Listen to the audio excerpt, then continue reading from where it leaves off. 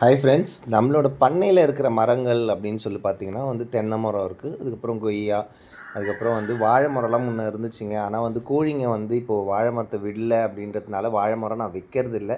பப்பாளி மரம்லாம் இருந்துச்சு, அதெல்லாம் பார்த்தீங்கன்னா கோழிங்க அமக்கலம் பண்ணுது, அப்புறம் குரங்கு அமக்கலம் பண்ணுதுன்னு சொல்லிட்டு அதெல்லாம் வைக்கிறதில்ல.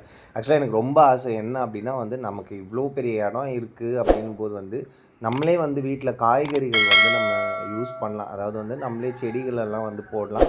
ஆனால் கோழிங்க இருக்கிறதுனால பார்த்திங்கன்னா நீங்கள் எந்த செடியுமே போட முடியாதுன்றதுனால நான் அப்படியே விட்டேன். இல்லைனா நான் விதைலாம் வாங்கிட்டு கீரை விதைலாம் போடணுன்ற ஆசை எனக்கு இருக்குது. கோழிங்க இருக்கும்போது நம்மளால் பண்ண முடியாதுன்ட்டு.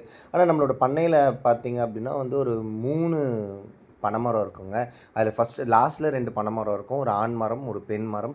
இந்த மரம் பார்த்திங்கன்னா பெண் மரம். இது நல்லாவே காய்ச்சிட்டு இருந்தது. இடி விழுந்ததுனால என்ன ஆயிடுச்சு அப்படின்னா இப்போ அது வேஸ்ட்டாக போயிடுச்சு. இப்போ இதுக்குள்ளே நான் வெட்டலை. ஏன் அப்படின்னா கிளி எல்லாமே மைனாலாம் கூடு கட்டிகிட்ருக்கு அப்படின்றதுனால அந்த மரத்தை வெட்டவே இல்லை. ஆனாலும் நம்ம பனைமரம் நிறைய இடத்துல இல்லை அப்படின்றதுனால அப்போது நான் என்ன பண்ணிட்டேன் அப்படின்னா, நம்ம இந்த பனைமரம் வேஸ்ட்டாக போயிடுச்சு அப்படின்றதுனால பக்கத்தில் இருக்க ஒரு சில பனைமரத்தை நான் அப்படியே விட்டுட்டேன். அது வளர ஆரம்பிக்கட்டும் அப்படின்றதுனால.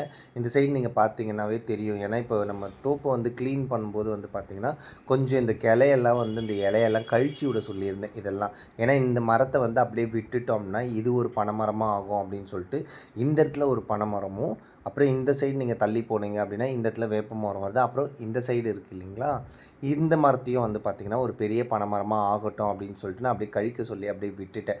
ஏன்னா பனைமரம் பனைமரம் காப்போம் அப்படின்ற மாதிரி நிறைய விஷயங்கள் சொன்னாலும் அதை பாதுகாக்க வேண்டியது அப்படின்றது நம்மளோட பொறுப்பு. ஏன்னா நம்ம வெளியிலேருந்து எடுத்துகிட்டு வைக்க போகிறது கிடையாது. நம்ம பண்ணையிலே முளைச்சி வருது அப்படின்போது அதை ஏன் விடுவானே அப்படின்றதுனால தான் இந்த மரத்தை விட்டுட்டேன். இந்த வீடியோ உங்களுக்கு பிடிச்சுன்னா ப்ளீஸ் லைக் பண்ணுங்கள், ஷேர் பண்ணி சப்ஸ்கிரைப் பண்ணுங்கள்.